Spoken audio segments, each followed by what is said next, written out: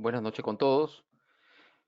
Ya hemos visto gran parte, por no decir la mitad del curso. Hoy día vamos a tocar lo que es la actividad probatoria, que abarca la prueba.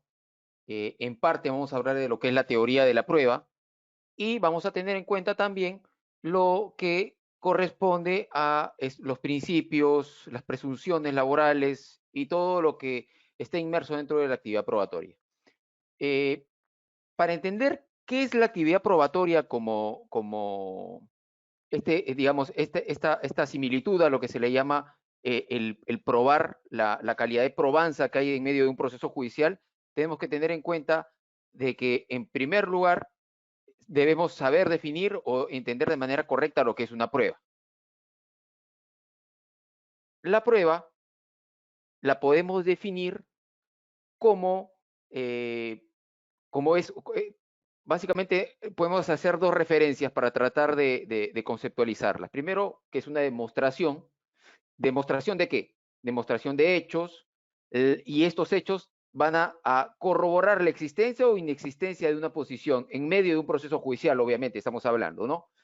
Y la prueba también, aparte de demostrar, de esa característica de demostración, tiene otra característica que es la característica de referencia. ¿Por qué le llaman característica de referencia?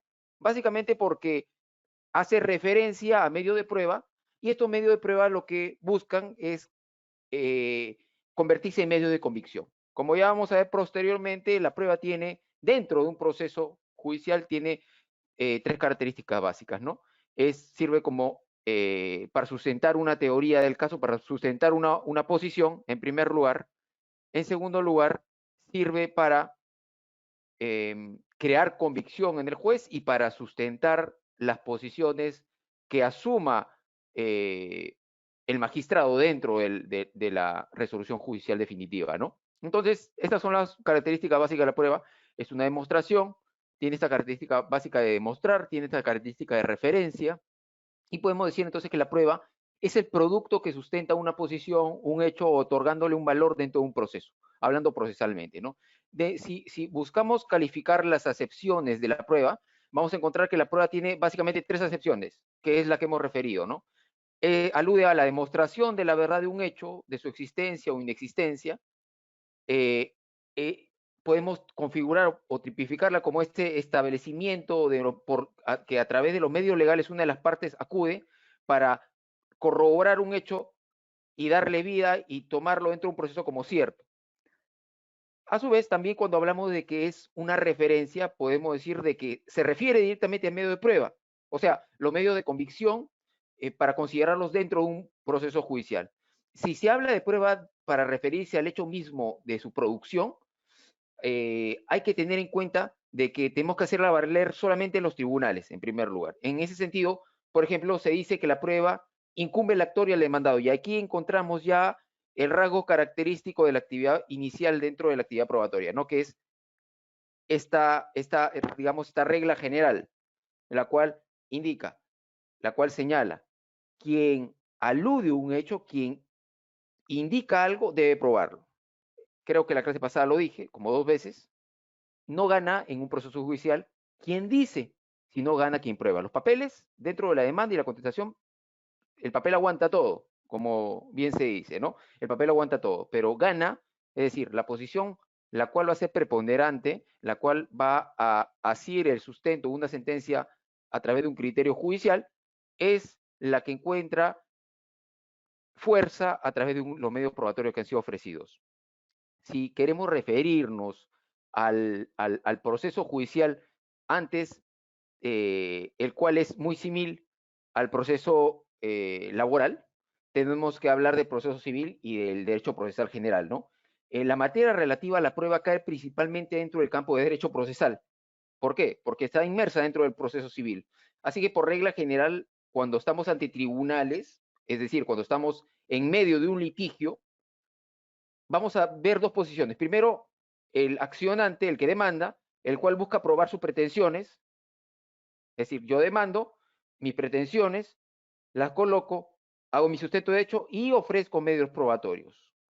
Y a su vez vamos a encontrar la otra parte, que es el demandado, el cual contradice, refuta este petitorio sustenta, lo niega en todo o en parte, sustenta su negación, sustenta su contradicción y también ofrece medios probatorios para ¿qué? Para revertir esta posición que está presentándose a través de el proceso, a través de la demanda, ¿no? Entonces, estas dos posiciones se contraponen dentro del derecho procesal y en los dos casos, tanto el caso del accionante como el caso del demandado, se ejecuta y se configura la teoría de la prueba. Para la prueba, dentro del proceso civil, como también dentro del proceso laboral, en primer lugar hay que tener en cuenta que hay situaciones que deben estar fuera de todo juicio. Por ejemplo, hay situaciones en las cuales no es necesario probar. ¿Por qué? Porque por regla general o por costumbre o por máxima de la experiencia ya no necesitan ser tomadas en cuenta. Hace poco salió una resolución judicial, la cual crea un criterio, el cual señala de manera clara, ¿no? O sea, antes se suponía de que una mujer, cuando estaba embarazada, tenía que poner en conocimiento al empleador para que éste le otorgue la licencia que le correspondía. Sin embargo, ya hay situaciones en las cuales creo que se han demorado demasiado en sacarlas. Ahora se ha variado ese tema. Si una mujer tiene 5 meses y ya se le nota el crecimiento del vientre, ya no es necesario que ponga conocimiento al empleador de que está embarazada, porque a simple vista esto se hace notar 5 o 6 meses. Por lo tanto, esta resolución lo que fija es ese criterio de que ya no es necesario que la trabajadora ponga en conocimiento cuando ya se puede percibir. Como le digo, esa situación no necesitaría probanza en medio de un proceso judicial, ¿no? Sin embargo, ha tenido que definirse a través de un criterio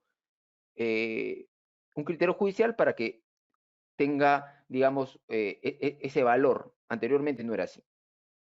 Esas son situaciones, como por ejemplo la que he dado, las cuales no necesitarían prueba.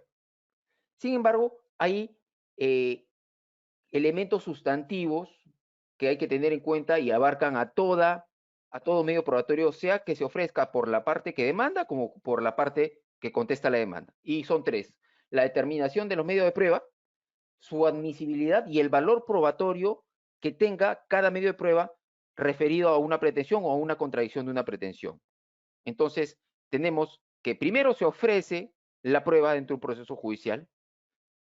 Una vez ofrecida, esta prueba tiene la finalidad de probar hechos, y estos hechos, como señalé, tienen la tarea, sea la parte que sea que los ofrezca el demandante o el demandado, de crear convicción en el juez de lo que se está argumentando. Es decir, tenemos dos teorías: una prueba una cosa en la demanda y otra busca probar lo contrario a través de la contestación de demanda. Pero en ambos casos se sigue la misma regla. Se ofrece, estos medios tienen la finalidad de probar hechos y crear convicción en el juez. El objeto de la prueba, antes de hablar de la valoración de la prueba, podemos definirlo entonces como que la prueba tiene como objeto probar hechos, pero no probar derecho. Ojo con ello. O sea, la prueba lo que busca es probar hechos, probar los argumentos, probar mi teoría del caso, más no el derecho. El derecho no se prueba, ¿no? Deben acreditarse entonces en un juicio hechos jurídicos hechos que tengan relevancia jurídica en general o actos jurídicos en particular. El derecho, de acuerdo a lo dispuesto en el artículo 8 del Código Civil, el cual también se tiene que tener en cuenta para entender la teoría de la prueba, presenta excepciones, dos excepciones que no necesitan probanza. La primera es cuando una norma de derecho emana de la costumbre, como ya dije. En este caso deberá probarse mediante cualquier medio de prueba. Y la segunda es cuando la norma de derecho está contenida en una ley extranjera. También se dan los casos en los cuales hay hechos que deben probarse, según la teoría de la prueba. ¿Y cuáles son estos hechos? Los hechos pacíficos, que no requieren prueba; los hechos notorios, que tampoco necesitan ser probados. Si nos tenemos que referir al artículo que contempla esta regulación, tenemos que llamar al artículo 318 del Código de Procedimiento Civil, el cual fue inicialmente el que estableció qué hechos debían probarse, qué hechos debían estar, por ser controvertidos, sustanciales y pertinentes, ¿no? Y dar las primeras luces de hechos que no debían probarse y de hechos que debían probarse. Entonces, esta carga, este peso de la prueba se traduce en aquella necesidad que tienen las partes para que el fundamento de lo que están peticionando o de lo que están contradiciendo tenga valor ante los ojos del magistrado. Esta valoración de la prueba la podemos llamar como son aquellos criterios jurisprudenciales,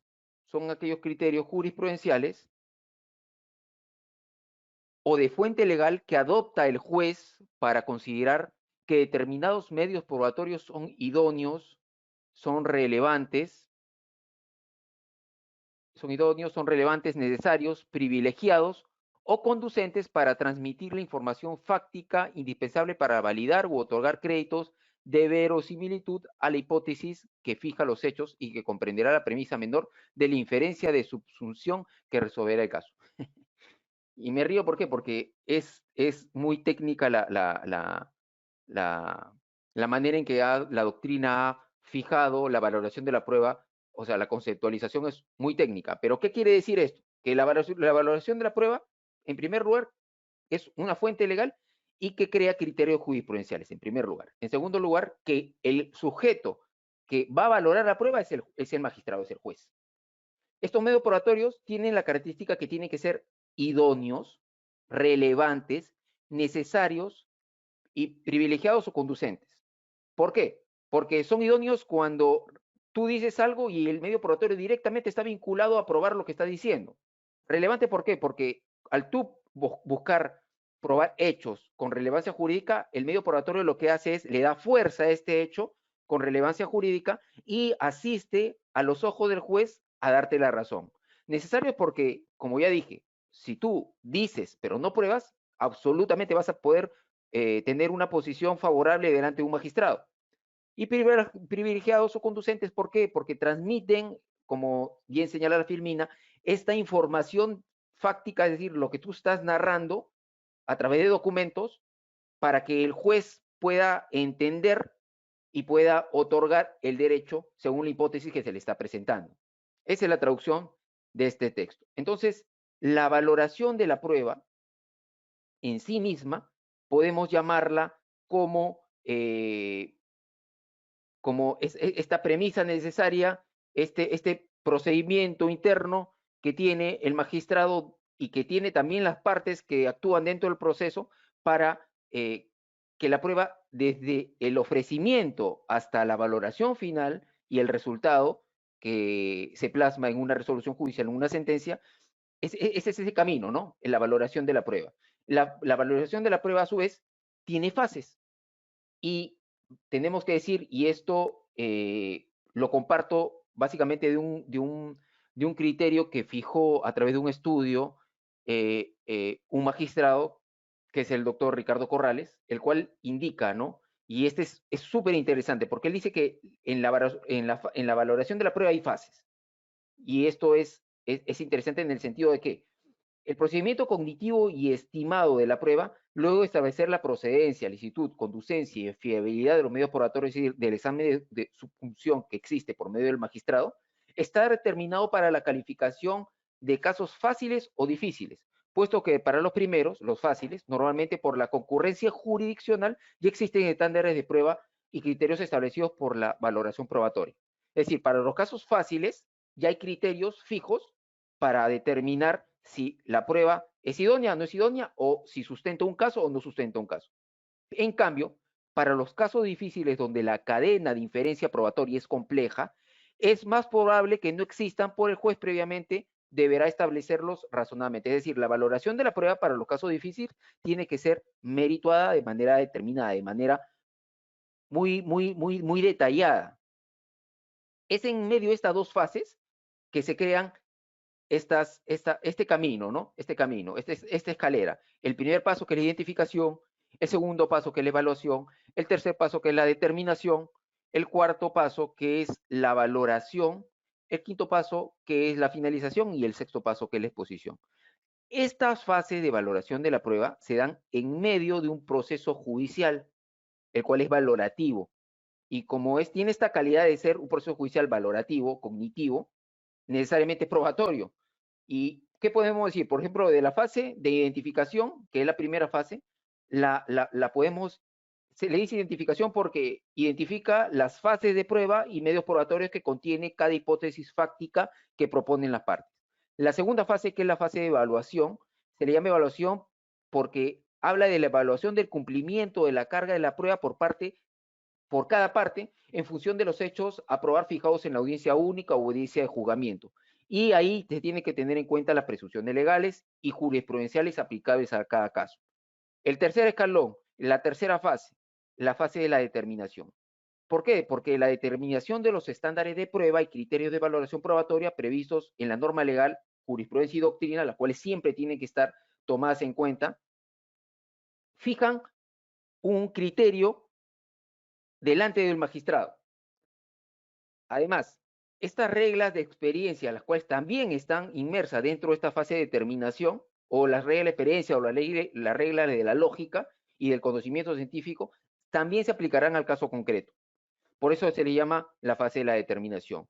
La fase de la valoración, que es la cuarta fase, habla de esta valoración probatoria de la información que proporciona cada medio probatorio y que el juez comenzó a estimarlo con inmediación desde la oralidad fuerte, desde su actuación dinámica en audiencia, sea una audiencia única o sea una audiencia de juzgamiento. ¿A qué se refiere la cuarta fase de la evaluación probatoria? Es decir, ya pasamos de identificar, de determinar el hecho, del primer filtro que es la evaluación, la determinación para poder comprender qué se está identificando y evaluando, y ya en la valoración en intermedio de la acción judicial, entonces se va a proporcionar de manera directa a través del principio de oralidad, sea en una audiencia única o en una audiencia de juzgamiento, la lectura en esta etapa que corresponde de los medios probatorios, los cuales se han presentado en la demanda y en la contestación, señalando cuál es la pertinencia de los mismos, para qué te sirven, qué sustentan con ello, qué estás buscando probar, o qué prueban, porque tú estás diciendo que prueban algo, pues, ¿no? Y esta es la fase de la valoración. La quinta fase, que es la fase de la finalización, hace alusión a esa finalización del proceso con el juicio probatorio cuyo resultado es fijar los hechos probados como premisa menor de un pensamiento, un silogismo judicial, adoptando una hipótesis probada por una parte que puede ser la parte vencedora, o un criterio, digamos, que se le puede llamar como un criterio mixto, porque dentro del proceso judicial se puede tomar fundada la demanda, es decir, fundada totalmente la pretensión que se ha peticionado, pero también el juez puede tomar una propuesta mixta y declarar fundada en parte la demanda, ¿no? Es más, a diferencia del laudo arbitral que toma una posición o toma otra, en el proceso judicial el juez puede, teniendo en cuenta lo que se ha peticionado, no ir más allá de la sentencia ni ir menos, es decir, no vulnerar el principio de congruencia procesal. Sin embargo, sí puede,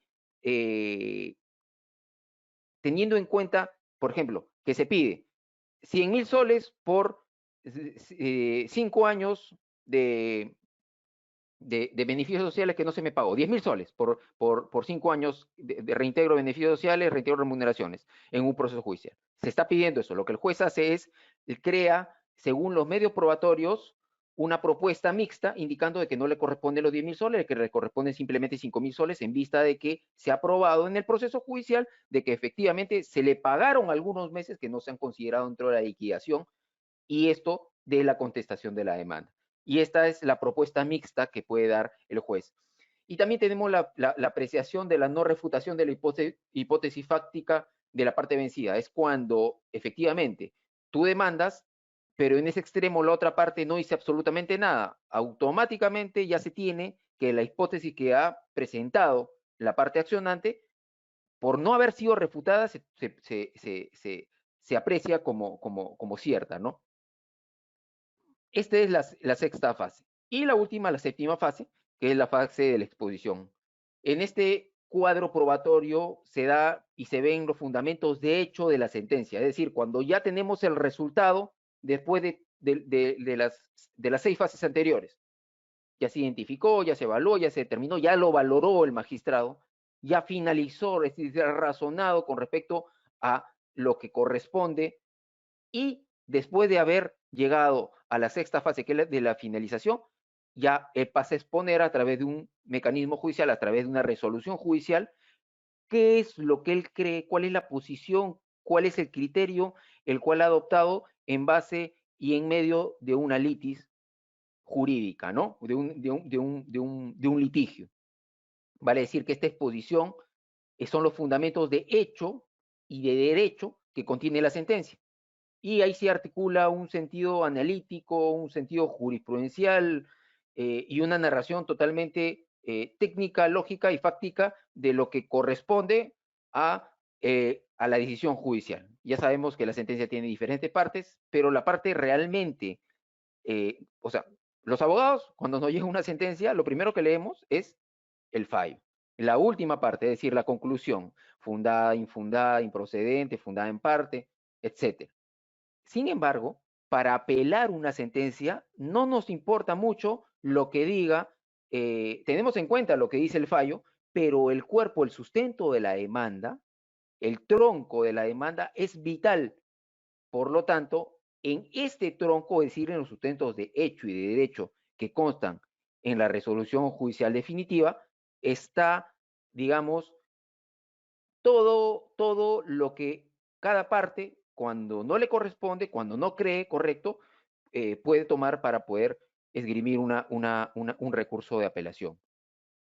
Por lo tanto, vuelvo a indicar, la sentencia es importante en el sentido no del fallo solamente, sino específicamente del cuerpo. ¿Por qué? Porque el cuerpo debe asistir, así como la demanda, las pretensiones contenidas en la demanda deben estar sustentadas en los hechos y en los medios probatorios, lo mismo en la contestación de la demanda, en la sentencia, se da después de la valoración de la prueba, es decir, en la última fase, la fase de la exposición, tiene que tener un sustento de hecho y de derecho, el cual fundamente la resolución final, el fallo. Y en esto es importante la valoración probatoria, ¿no?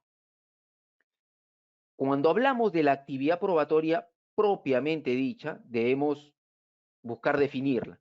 Y ya vamos a lo que indica el doctor Campos Rivera, el Domingo Campos Rivera, el cual señala que si queremos buscar la raíz etimológica de la palabra prueba, vamos a encontrar que esta proviene en primer lugar del latín, el cual señala que probar proviene de probare, de saborear, de intentar, de demostrar. En ese sentido, ¿qué nos interesa? Lo que busca la prueba, buscando traducir este latinismo, es demostrar la existencia o la verdad de algo. Esa es la razón etimológica, es el significado etimológico en base a la raíz.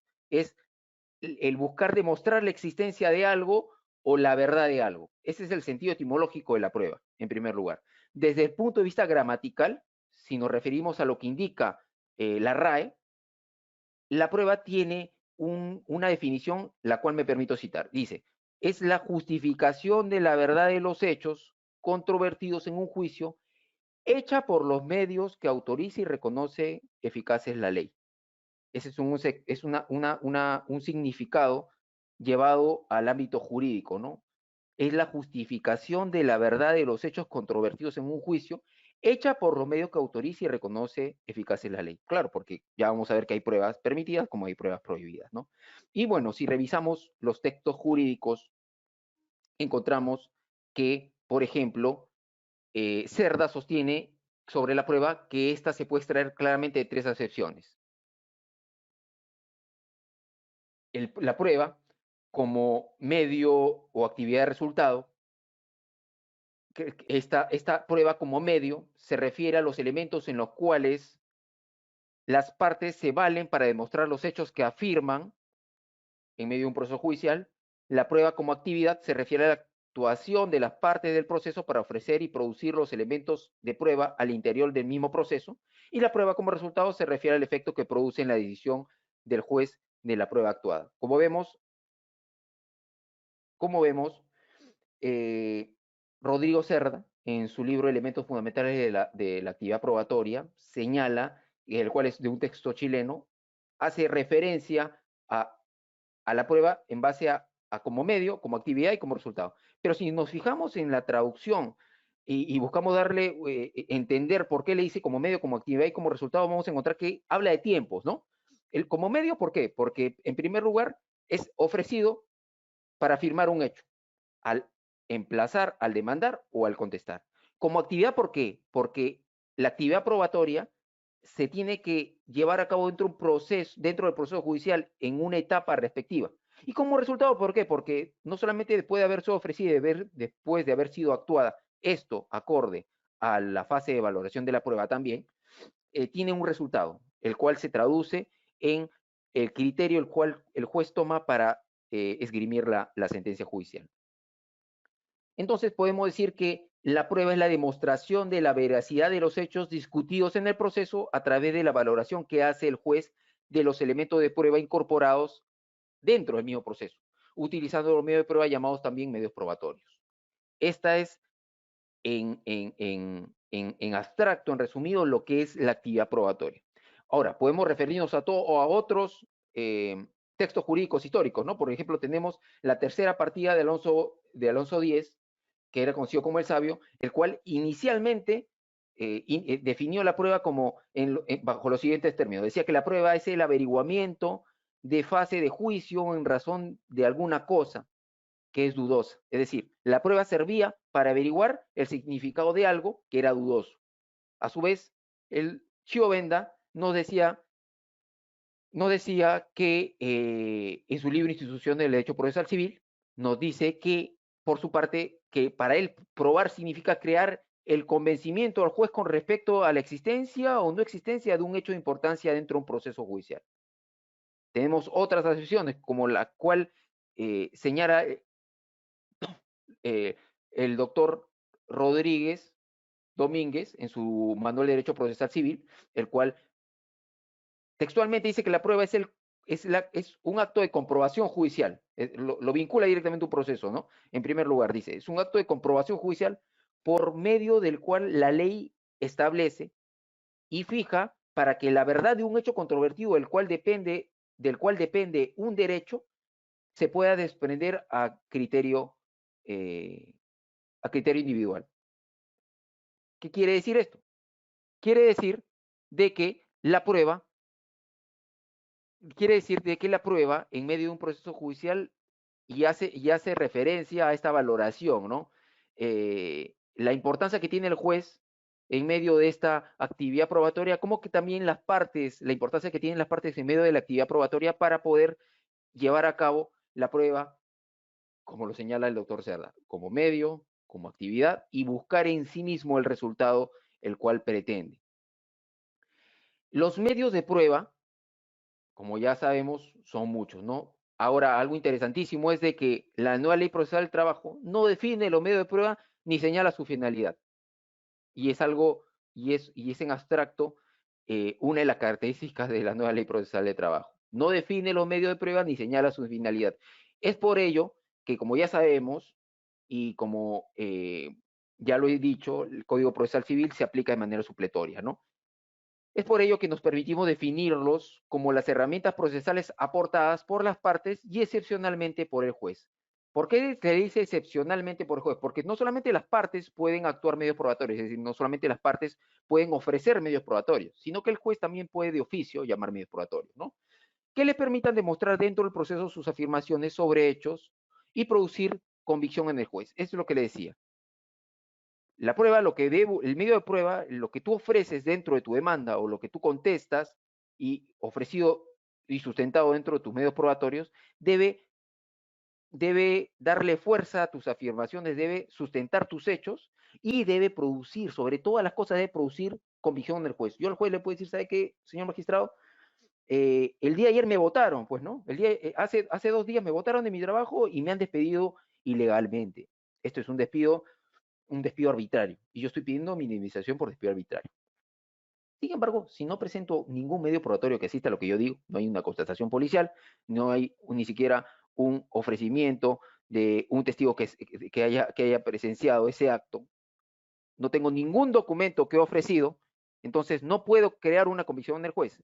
Sin embargo, si la otra parte, dentro del proceso judicial el cual yo inicié, bajo la premisa que acabo de reproducir a manera de ejemplo, presenta de que el señor todavía está dentro del plame, de que presenta el formato R5, el formato R8, y ahí se da cuenta el magistrado de que todavía hay vínculo laboral, inclusive presenta el contrato de trabajo, el cual vence de acá 2 meses, entonces ya la demanda caería, y los medios probatorios y el sustento que yo estoy presentando dentro de mi acción judicial ya devendría imposible y en no poder crear la comisión en el jugador la cual yo pretendía inicialmente, ¿no? Es por eso la importancia de los medios de prueba. Respecto a la finalidad de los medios de prueba, hay que tener en cuenta que la finalidad de los medios probatorios es la acreditación judicial de la certeza de los hechos controvertidos, sobre cuya base el jugador va a declarar el derecho pretendido.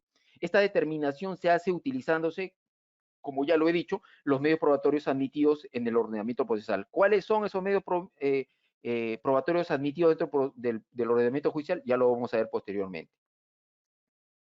Ahora, si tenemos que ligar y entender la actividad probatoria y entender la prueba, vamos a tener necesariamente que referirnos a nuestra Constitución. ¿Por qué? Porque la prueba se entiende como un derecho fundamental, reconocido constitucionalmente.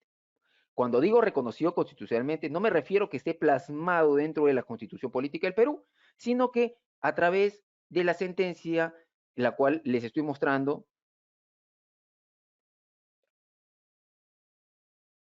ya, las preguntas las respondo al final, no te preocupes, Bonnie Alvarado. Al final respondo las preguntas.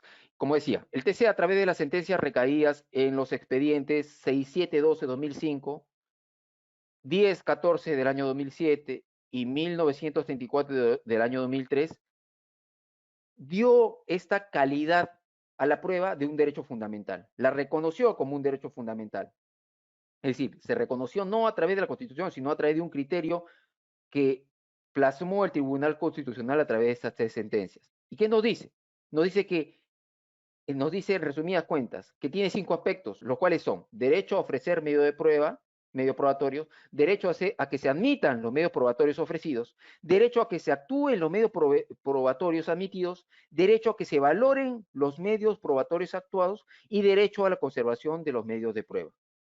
Estas son las 5 características, los 5 aspectos que condicionan y le dan esa calidad a la prueba como un derecho fundamental.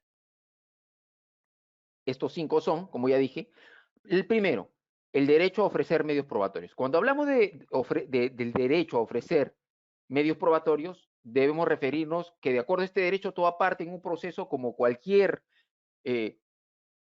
sea de cualquier naturaleza el proceso, debe gozar de las garantías de poder ofrecer los medios de prueba pertinentes que le parezcan o le permitan demostrar la posición o las afirmaciones, estas sean correctas o incorrectas. O sea, si yo digo A o digo B en mi teoría del caso, en medio de mi demanda o de mi contestación de demanda, yo debo probar, sea positivo o negativamente ello, con mis medios probatorios.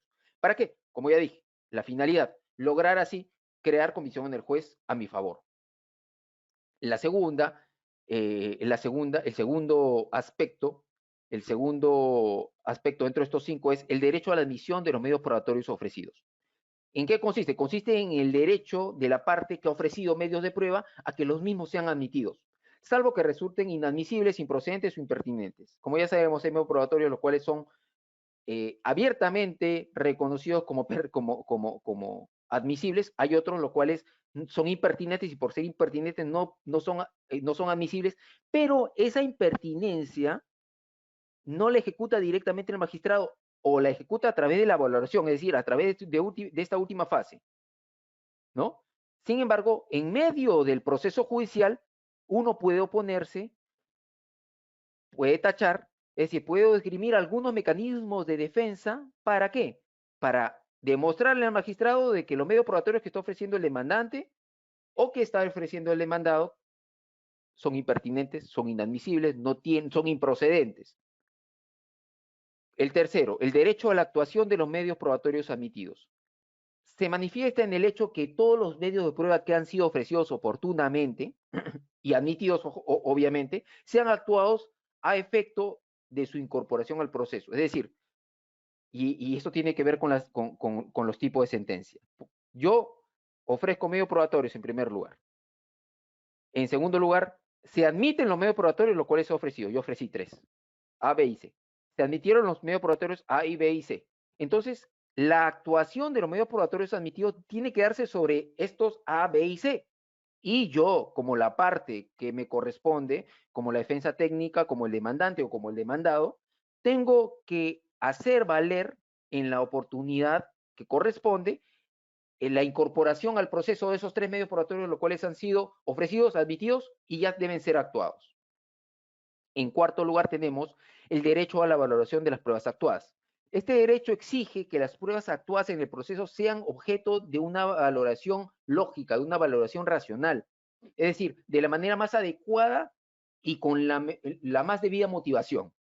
Cuando nos referimos a la valoración de las pruebas actuadas, estamos llamando a ese criterio lógico, no solamente en la manera en la cual nosotros presentamos la prueba y cómo la explicamos, la pertinencia que tiene la prueba y la incidencia que tiene dentro del sustento de hecho que estamos argumentando, dentro del hecho con naturaleza jurídica, el cual estamos llevando a un proceso judicial, sino también está vinculado a la valoración de las pruebas actuadas, la cual va a crear un espectro lógico dentro digamos, dentro de la cabeza del magistrado para convencerlo sobre qué posición es la que corresponde, sustentada en derecho y en los medios probatorios.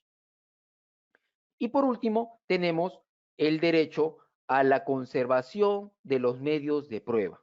Cuando hablamos de la conservación de los medios de prueba, consiste en el derecho que tienen las partes, sea tanto el demandante como el demandado, a realizar todas las actuaciones procesales que sean necesarias para conservar un medio de prueba o proteger su eficacia contra los riesgos que puedan sufrir como consecuencias del transcurso del tiempo. Ahora, con respecto a este punto, encontramos una colisión y una colisión no solamente normativa, sino de índole más que todo legal y procesal, ¿no? ¿Por qué? Porque, como ya se sabe, existen excepciones, como por ejemplo algunas resoluciones judiciales en las cuales ya han asimilado este criterio de que en caso de documentos laborales, el empleador solamente puede tener los documentos con un máximo de 5 años. Pasado esos 5 años, no están en obligación de conservarlos, con algunas excepciones, ¿no? Algunos documentos, los cuales se tienen que tener algunas excepciones.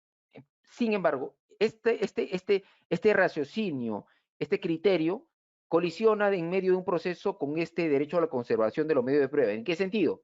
De que si yo digo, estoy demandando de 2020 por una relación que tuve de 2010 hasta el 2019, una relación laboral, entonces yo solicito de que se exhiban las boletas y los contratos de trabajo desde el año enero de 2010 hasta el fin de mi relación laboral, diciembre de 2019. ¿Qué hace la otra parte? ¿Qué hace la parte en plaza, la parte que está siendo demandada? Presenta hasta los 5 años antes de la demanda los medios probatorios para la exhibición, porque si no, ahí directamente se aplican las presunciones. Pero los otros años, es decir, del 2010 al 2014, no los presenta, en base a este criterio y a una norma la cual directamente vincula a la no obligatoriedad de presentar los medios de prueba con respecto a estos años. ¿Qué produce esto dentro de un proceso judicial? Hay 2 criterios que vale la pena nombrarlos. El primero, hay algunos juzgados y algunas salas, las cuales, a pesar de que no presentan medios probatorios, aplican en menor cantidad, y esto es en menor cantidad, vale decirlo, la valoración y la presunción. Es decir, si no los presentas pudiendo haberlos presentado y justificas diciendo de que el paso del tiempo no te obliga, entonces yo aplico la presunción pro trabajador, ¿no? Sin embargo, hay un criterio mayoritario y cuando yo hablo mayoritario me estoy refiriendo a Corte Superior y Corte Suprema específicamente, el cual señala de que si al magistrado le presento lo que la ley me obliga a presentarle, es decir, dentro de los 5 años, y lo demás, no, sobre el demás tiempo, el cual no estoy obligado a presentar las exhibicionales, no puedo emitir un pronunciamiento. ¿Por qué? Porque se estaría yendo en contra de la debida motivación, podría ser una sentencia que esgrime una motivación aparente. Por eso que hablaba del derecho a la conservación de los medios de prueba, el cual colisiona con el proceso laboral actual, en ese sentido, ¿no? cuando nos referimos a la finalidad de estos medios probatorios, tenemos que recurrir a lo que indica el artículo 188 del Código Procesal Civil, el que señala, los medios probatorios tienen tres finalidades. ¿Y cuáles son esas tres finalidades? Acreditar la existencia y veracidad de los hechos expuestos por las partes. Es decir, yo digo algo y el medio probatorio lo que va a hacer es sustentar, fundamentar, darle fuerza. El segundo, crear en el juez convicción respecto a los hechos materia de la controversia.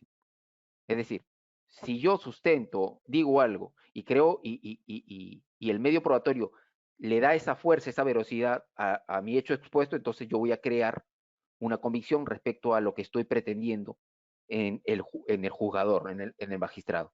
Y por último, servir de fundamento en las decisiones judiciales. Y esto es por lógica, pues, ¿no? Si yo digo algo, lo acredito con medios probatorios, lo convenzo al juez, entonces al final el juez lo que hace es, dentro de la sentencia, va a fundamentar la decisión judicial en base no solamente a lo que yo he dicho, sino a los medios probatorios y al derecho y al expertise que él tenga, ¿no?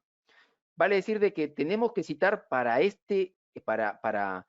la finalidad de los medios probatorios lo que dice la ley orgánica procesal,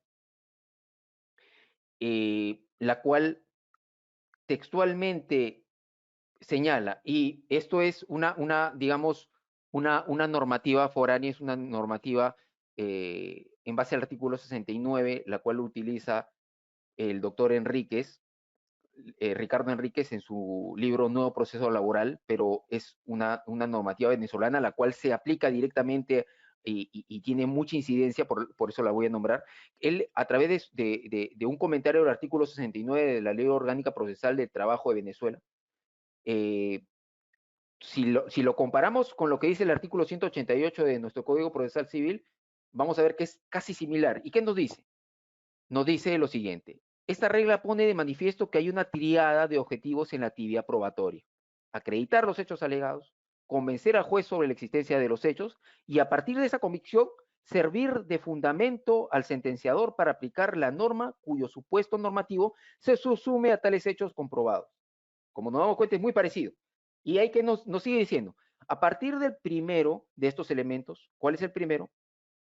Acreditar los hechos alegados. A partir del primero de estos elementos, se colige la admisibilidad de las pruebas impertinentes, pues estas no tienen relación alguna con los hechos expuestos por las partes, o más exactamente con los hechos relevantes a la litis, expuestos o no expuestos por las partes, y por ende son del todo inútiles a la actividad probatoria, contrarias a la economía procesal de todo proceso judicial. El juez debe declarar inadmisible la prueba manifiestamente impertinente. De ahí se refiere al segundo supuesto. ¿Cuál es el segundo?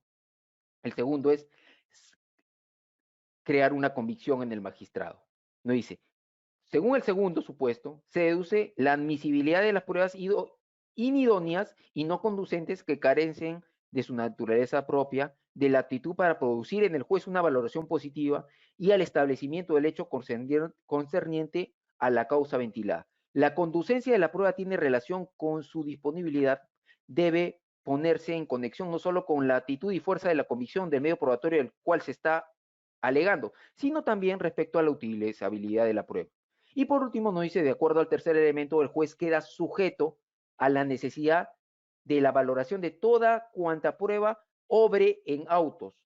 Y esto concordado, y podemos decirlo tal igual, similarmente, en lo referido a lo que está contenido en nuestro Código Procesal Civil, el artículo 509, ¿no?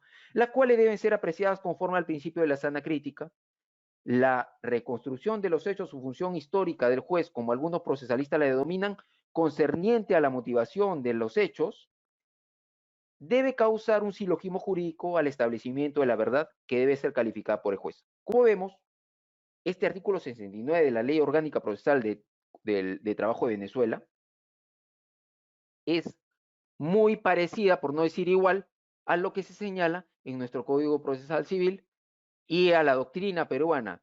Y cuando nos referimos al Código Procesal Civil, en el artículo 188, ¿no? Entonces, tenemos que la finalidad de los medios probatorios es, en resumidas cuentas, y en traducción al español, buscar que el juez falle en base a lo que estamos probando y a lo que realmente tiene un sustento, ¿no? Los medios de prueba en el proceso laboral. Como sabemos, existen muchos medios de prueba contenidos dentro de la normativa procesal civil. Sin embargo, la nueva ley procesal del trabajo, como ya dijimos, no señala expresamente cuáles son los medios de prueba propios del proceso laboral. Sin embargo, se desprende de su articulado que se reconoce como medios probatorios típicos al proceso laboral los siguientes, y son los que he colocado en la filmina. La declaración de parte, que está contenida en el artículo 25, la declaración de testigos, contenida en el artículo 26, la exhibición de planillas, en la cual está en el artículo 27, la pericia, contenida en el artículo 28, y la inspección judicial, contenida en el artículo 46, inciso 5.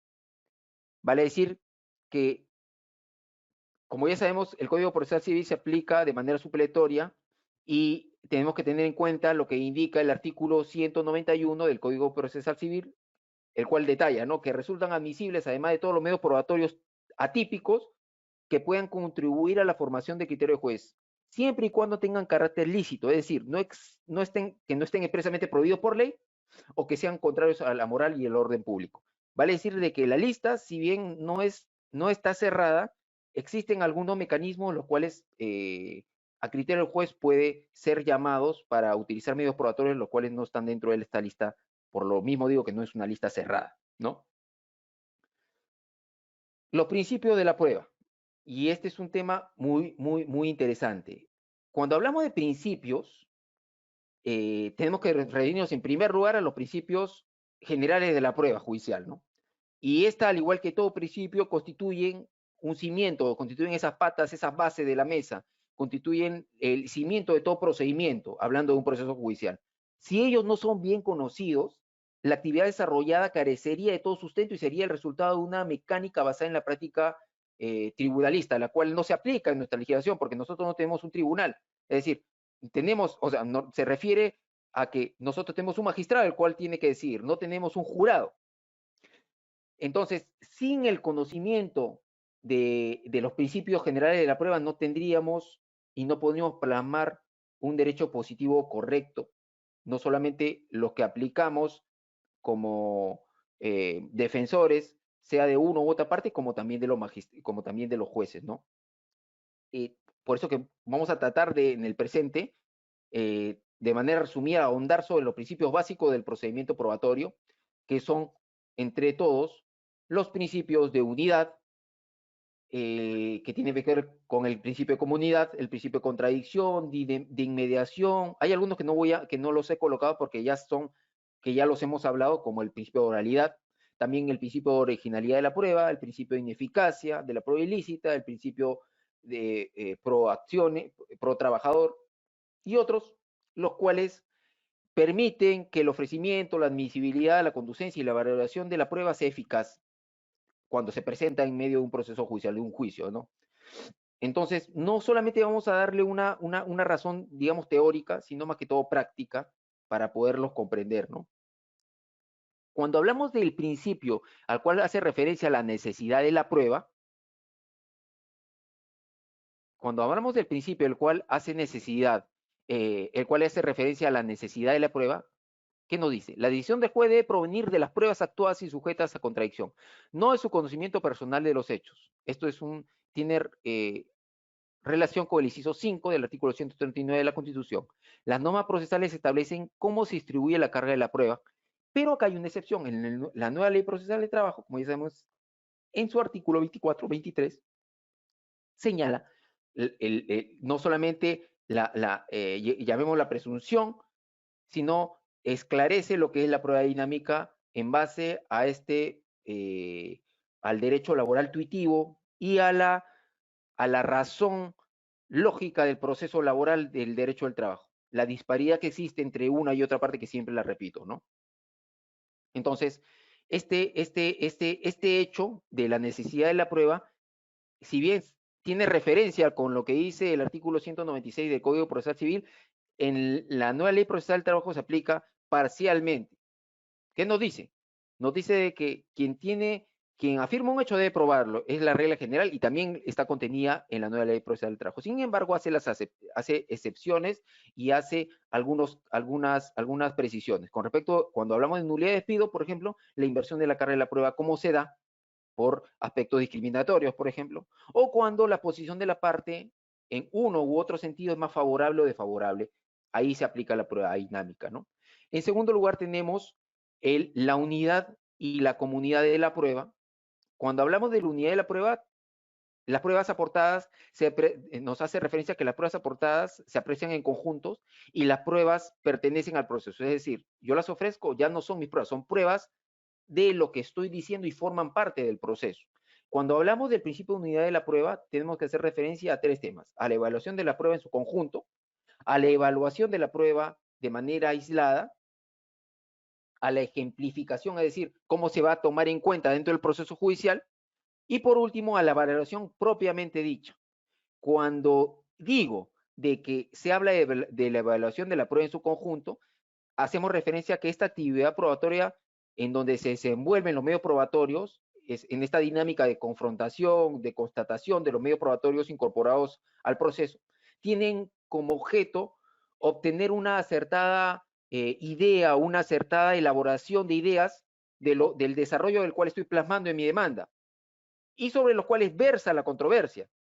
No pueden estar ligados de manera, digamos, ajena a lo que se está discutiendo en el proceso. Por eso que la valoración de la prueba debe darse de manera global. Esta es una apreciación general de la prueba que permite que se llegue a un mayor grado de certeza, ya que existirán algunas que sirvan de respaldo, como también otras que ayuden a desvirtuar algunos hechos. Como por ejemplo, si yo digo algo A y lo pruebo con la prueba, con el anexo 1A, entonces eso va a servir para que la decisión judicial, la cual conste en la sentencia, utilice como fundamento la prueba A de lo que yo dije en el fundamento A, ¿no? Y sustentada en el anexo A. Pero también se dan los casos en donde yo digo A, sin embargo, en la contestación de la demanda, como ya dije, se desvirtúa esto con la prueba ofrecida en el anexo 1B. Entonces, eso también servirá para que en la sentencia, de igual modo, se asista en base a lo que se ha logrado revertir o desvirtuar, y ya no es creíble, ¿no? Esta actividad valorativa de las pruebas brinda mayores garantías al procedimiento probatorio en sí, pues no solo protege a la parte, sino también protege al juez. ¿Por qué? Porque el juez puede emitir al final un pronunciamiento equivocado en base, si no hace una valoración conjunta de todos los medios probatorios, ¿no? Esta valoración conjunta no la realizamos los abogados, ni el demandante, ni el demandado, ni el apoderado. ¿Quién la realiza? La realiza el juez. Y a través de esta valoración conjunta que realiza el juez, busca y debe apreciar los elementos de convicción aportados por todas las partes del proceso. Entonces el juez, digamos, que abandona ese criterio restringido, un criterio preconcebido, y en base a lo que se plasma y se está discutiendo y se puede probar dentro del proceso, es que emite esta valoración y elimina estos prejuicios, ¿no? Ya sabemos que bajo el esquema anterior del proceso laboral, teníamos de que el proceso no era oral, era más escritural que oral. Entonces, ¿cuál es la naturaleza de esta oralidad y este principio de mediación nuevo dentro de la nueva ley procesal del trabajo, dentro de este nuevo esquema del proceso laboral? Es que específicamente se evite de que existan prejuicios, que se vayan con ideas preconcebidas los magistrados y que conozcan el proceso ahí, dentro del litigio, en la actividad probatoria, en la audiencia de juzgamiento, en la audiencia única. Y esto tiene que ver mucho con esta evaluación de las pruebas en su conjunto. Vale decir también que cuando hablamos de el segundo aspecto de esta unidad y comunidad de la prueba referida a la evaluación aislada de la prueba, es que no solamente el juez debe valorar la prueba en su conjunto, sino también tiene que realizar la tarea de evaluar cada prueba de manera particular. ¿Por qué? Porque para ciertos aspectos de las pretensiones que uno está demandando, algunas pruebas sirven, pero para otros no, en primer lugar, ¿no? Y eso es algo totalmente coherente. Si yo pretendo y digo de que estoy en medio de un despido incausado, entonces voy a fundamentar y voy a emitir pruebas, voy a adjuntar pruebas, voy a anexar pruebas a las cuales tengan y asistan, busquen asistir esta pretensión. Pero sin embargo, también puedo tener otras pretensiones. Y en vista que puedo tener otras pretensiones en medio de un litigio el cual estoy planteando, también tengo que, si tengo una pretensión principal o dos pretensiones principales o una pretensión subordinada, asistir con otro medio probatorio a las pretensiones subordinadas. Porque en caso no me tomen la principal, entonces van a la subordinada. A eso se refiere con que la evaluación debe ser aislada de la prueba. Debe existir una evaluación aislada, no solamente una evaluación conjunta. Es un criterio cognitivo que realiza el magistrado aislado y también de manera conjunta. ¿Para qué? Para buscar no debilitar la valoración probatoria. Cuando se habla de la ejemplificación, se hace referencia entre aquellas pruebas que carecerían de eficacia categórica por sí mismas, como por ejemplo las pruebas testimoniales, las cuales tienen cierto grado de credibilidad, pero en los hechos, por ejemplo, yéndonos a la práctica. Si yo, como empleador, llamo a la declaración del testigo de un trabajador mío, ¿se podría tomar la declaración de este trabajador como una prueba testimonial eh, y se le podría dar el valor que yo busco otorgarle como defensa técnica de la parte demandada? Por obvias razones, no, ¿no? Y a eso hace referencia con este criterio de ejemplificación. La prueba tiene que tener una eficacia categórica.